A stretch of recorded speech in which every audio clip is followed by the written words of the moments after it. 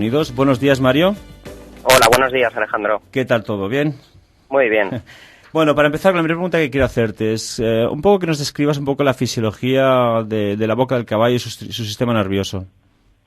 Bueno, pues la boca, al margen de lo que es la cavidad de la boca, tiene mucha importancia lo que es la articulación de la mandíbula, o sea, lo que nosotros denominamos articulación temporomandibular. Sí. Junto con esto, unos ligamentos que son los que unen los dientes a la mandíbula por el interior, que es el ligamento periodontal. ¿Y por qué tiene importancia estas dos estructuras? Porque es algo que desconocemos, pero está muy relacionado con el equilibrio del caballo, con el equilibrio de cualquier mamífero, con el equilibrio de un humano, ¿vale? De manera que cuando estas dos estructuras no están trabajando adecuadamente, no solamente tenemos un problema en el caso de la mandíbula con la alimentación, sino que además vamos a tener un problema con la coordinación y con el equilibrio de ese caballo. Esto es muy importante de tener en cuenta porque sí que hay estudios que nos dicen que el 80% de la información que llega al sistema nervioso, al encéfalo del caballo, y que tiene que ver con la coordinación del caballo y con lo que se denomina propiocepción, que luego hablaremos un poco más, viene de lo que es la zona de la mandíbula y de las primeras cervicales, las cervicales superiores. Con lo cual es muy importante el efecto de la embocadura en relación a una boca correctamente mantenida y en relación a esa mandíbula. ¿De qué manera afecta el abuso o mal uso de la embocadura en el sistema nervioso? ¿Y qué tipo de reacciones se producen en el caballo? La embocadura, más que la embocadura, a mí ahora mismo en estos momentos me gusta hablar de dispositivos de manejo, porque un poco tenemos esta nueva tendencia, que es el bitless bridle, que es entonces, claro, en realidad, desde el punto de vista quiropráctico, con cualquiera de los dos sistemas estamos afectando a la mandíbula, a esas cervicales superiores, y estamos interaccionando con el cráneo. ¿Qué importancia tiene eso desde el punto de vista quiropráctico? Pues el cráneo, todo lo que es su estructura nerviosa, nervio trigémino, etcétera, son tramos nerviosos que llegan directamente al encéfalo, con lo cual cualquier tipo de mal uso, de abuso que vayamos a hacer, desde un bocado con una gran presión hasta un dispositivo bitless bridle que estemos actuando sobre la zona de la nariz con muchísima presión, eso va a estar captado por nervios, como por ejemplo el trigémino, que van a llevar muchísima información y mucha carga de dolor y neurológica al encéfalo, y van a generar pues un poco un estrés en el caballo. Sí. Muy bien. Para hablar ya de temas un poco más técnicos contigo, me gustaría saber qué es el roll curl o la hiperflexión y qué efectos tiene en la salud y la biomecánica del caballo. El roll curl es un tema que ahora mismo está, en las redes sociales y en internet está siempre a la orden del día, ¿vale? Es un tema muy controvertido. Roll curl realmente hace referencia a una hiperflexión, y la hiperflexión, como su propio nombre indica, pues es sobre la silueta un poco del cuello del caballo y la cabeza, pues existe una hiperflexión de las cervicales, en especial de las primeras cervicales. Esto lo que hace es que veamos un cuello excesivamente enroscado en las pistas, sobre todo de doma clásicas, donde más lo solemos observar, aunque en salto también se observa, y una gran tensión de las riendas, además de la horizontal, de lo que sería la frente del caballo por detrás de la vertical. También hoy día hay quien lo denomina LDR, es Low, Deep and Round, o Blue Tongue también, porque a veces se observa por esa excesiva presión que se utiliza con el bocado, pues una lengua con una tonalidad un poco azul por esa mala oxigenación, ¿vale? Por ese abuso de la embocadura. Los principales problemas son tanto neurológicos, por lo que hemos comentado, estás actuando sobre zonas con una gran carga neurológica. Además, esa posición mantenida se sabe que genera problemas en el campo de visión del caballo. Son caballos que muchas veces se les atribuye erróneamente: este caballo es torpe, este caballo se alcanza, ¿vale? Pues muchas veces viene relacionado con esto. También está muy relacionado con disminución del diámetro de las vías respiratorias, de manera que actuaría un poco disminuyendo el potencial de fondo de ese caballo. Existe un estudio de la Universidad de Bristol que es muy interesante al respecto, y también ya genera problemas biomecánicos directos, porque lógicamente esa presión mantenida y constante en una posición antianatómica, pues las cervicales, los músculos que están en la nuca van a sufrir también, y como consecuencia de todo esto, por fruto de que la biomecánica del caballo trabaja como un todo, vamos a tener una posición determinada del dorso y un andar muy característico. Por ejemplo, es muy típico ver en caballos trabajados con hiperflexión que sus manos en un alargamiento de trote salen prácticamente disparadas, casi en la horizontal. Sin embargo, la flexión de sus metatarsos no resulta paralela al metacarpo de la mano, ¿vale? Es decir, la mano va muy arriba y los pies no tiene tantísima flexión, ¿vale? Esto es fruto de ese encogimiento que tenemos en el dorso. También muy típico junto con esto, el agitado de la cola constante, esa presión mantenida en toda la columna y en los músculos de alrededor, al final tiene que, por decirlo de alguna manera, salir por algún lado, ¿vale? Claro. Y esa es la cola la que comienza a agitarse constantemente un poco para descargar esa excesiva presión. Muy interesante. Entonces, lo que decir, la hiperflexión tampoco lo que hace es disminuir el trabajo del cuello como tal, ¿no? Como función, ¿no? Biomecánica, ¿no? Efectivamente, sí, efectivamente. Entonces, ¿cómo se tratan los problemas de embocaduras de acuerdo a tu experiencia? Los problemas de embocaduras hay que afrontarlos en realidad desde un punto de vista multidisciplinar, que es un poco pues el objetivo que también muy acertadamente veo que habéis planteado en el programa.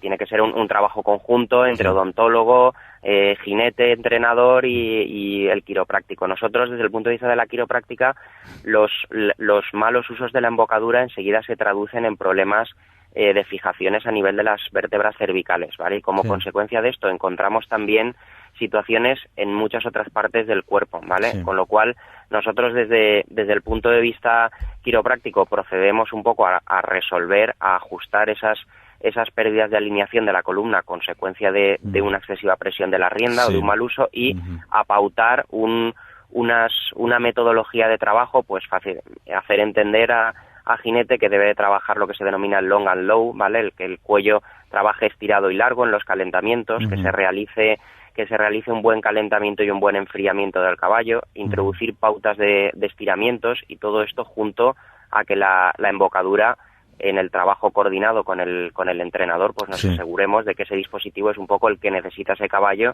y el que necesita ese jinete. O sea, cuando hay dolor de embocadura se produce esta hiperflexión, pero ¿qué más efectos tiene? ¿Cómo detectamos que el dolor de la embocadura afecta a nuestro caballo, a nuestra biomecánica? Lo podemos encontrar de muchísimas maneras. A veces este mal uso de la embocadura lo vemos reflejado en la vida diaria del caballo, un caballo que tienes muchísimos problemas para poner la cabezada simplemente de la cuadra y lo vas a sacar, porque cuando pasas esa parte de arriba de la cabezada por encima de la nuca hay caballos que esa zona es intocable del dolor que acumulan en esta zona. Lo podemos ver también en ese cambio de la biomecánica general del caballo, es decir, pues muchas veces dejarse observar o incluso la gente que monta sola poderse grabar y ver un poco pues cuál es la tendencia del movimiento de la cola de su caballo, cuál es el paralelismo entre la flexión de sus miembros posteriores y sus miembros anteriores. Todo esto nos van a ser un poco los efectos de un uso excesivo de la mano y de una hiperflexión que debemos de controlar. Un consejo práctico a la hora de utilizar embocaduras, Mario, desde el punto de vista biomecánico y práctico, y también con el fin de evitar este tipo de dolores en la boca del caballo. Desde el punto de vista, yo creo que el mejor consejo es que la gente realmente que está con su caballo se deje asesorar por un equipo multidisciplinar, que siempre tenga su boca revisada por un odontólogo veterinario, que su columna la revise periódicamente, la columna del caballo la revise periódicamente para evitar precisamente que si en algún momento ha habido un mal uso o un abuso, pues resolvamos esta pequeña subluxación que se puede producir, y luego siempre tener en la cabeza que el trabajo, yo siempre digo, con el caballo tiene que ser biomecánicamente sostenible y etológicamente respetable con el caballo. Es decir, la embocadura que vayamos a poner no podemos ir a una embocadura o un dispositivo de manejo X, un Hackmoor, un Billess Bridle que vaya a suplir nuestras carencias de equilibrio encima en el caballo o nuestra falta de técnica de equitación. Tenemos que solucionar esto, mejorar nuestro equilibrio antes de intentar suplir esto con una gran palanca. Entonces, una cosa que me viene a la cabeza ahora es que cada caballo tiene una fisiología y una fisonomía, ¿no? Entonces, cada boca del caballo es diferente una a la otra, ¿no? Entonces, también habría que revisar un poco cuál es esa fisiología, ¿no? Para adaptar concretamente la embocadura correcta, aparte de lo que hemos hablado con Fasionil, que era el tema del tacto y esto, ¿no, Mario? Sí. Eso sería plenamente conveniente. De hecho, la gente, los entrenadores que están trabajando día a día tienen enseguida una visión muy rápida de, bueno, este caballo pues tiene la mandíbula un poco más estrecha, o este caballo los molares están de esta manera, o este caballo vamos a subir o bajar un poco el bocado, o vamos a utilizar este Hagmoor, o vamos a utilizar este Beardless Bridle forrado con un borreguito porque es un caballo muy sensible en la zona de la nariz. Entonces ahí sí que realmente hay que ir adaptando a la situación de cada caballo y a la situación de cada jinete, siempre buscando trabajar en positivo, en el sentido de trabajar a favor de la biomecánica del caballo y de el respeto hacia su bienestar. Es muy importante esto que estamos hablando, ¿eh? Incluso yo creo que también tendría que formar parte de una enseñanza, ¿no? Porque lo hemos contado antes con otros contertulios, ¿no? Que decíamos que, bueno, tendría que ser una formación básica de las embocaduras del caballo, de la fisiología del caballo, porque hay mucha gente que va a montar y empieza a montar y no sabe nada de todo esto. Incluso hay muchos profesores y técnicos que esto no lo enseñan, ¿no, Mario? Efectivamente, sí. En realidad es una laguna y yo creo que, pues bueno, estamos un grupo de profesionales que trabajamos un poco en torno a esto, tratando de concienciar un poco en este sentido, porque la verdad es que muchos problemas se generan muchas veces por este tipo. La biomecánica del caballo en sí misma está muy bien pensada, pero claro, yo siempre comento, en el momento en el que te subes tú, que eres un bípedo, que tienes una fisiología de tu columna y de tus articulaciones totalmente diferente a él, y además le colocas un dispositivo de manejo, sea un Hagmoor, un Beardless, un bocado, da igual, los niveles de entorpecimiento sobre esa biomecánica que estás añadiendo son muy grandes, con lo cual deberías de tener un gran conocimiento previo de cómo se mueve el caballo, de a qué dispositivos puedes recurrir en cada situación para evitar muchas situaciones muchas veces de conflicto de comportamiento, de frustración, porque el caballo no entiende lo que se le está pidiendo. Eso es. Además, si encima el embocador lo utilizamos mal y encima le ponemos y alemanas y chambones y cosas así, el tema se complica, ¿no, Mario? Efectivamente, el tema se complica y muchas veces es intentar solucionar un problema de base con un parche. A veces generalmente el caballo hay que llevarlo al terreno en el que su biomecánica le es más favorable, por eso comentábamos antes el trabajo long and low, que es lo que un poco se recomienda hoy día desde el punto de vista biomecánico, es decir, huir de este tipo de ayudas tipo champón, tipo alemanas y dejar que el caballo con ese cuello estirado, con esas vías respiratorias abiertas. Con esa facilidad que le da la posición del cuello estirado y abajo, que es, al fin y al cabo, si es la posición con la que el caballo está comiendo 16 horas diarias, es una posición que permite muscular el dorso de una manera perfecta, con un gasto mínimo y con una posibilidad de lesiones mínima, con lo cual es una situación ideal para trabajar, y en esa dinámica puedes cada vez reducir la cantidad de dispositivos que tienes que utilizar. Mario, una cosa, ¿vas a hacer alguna clínica o sobre este tema, sobre embocaduras? ¿O no tienes previsto?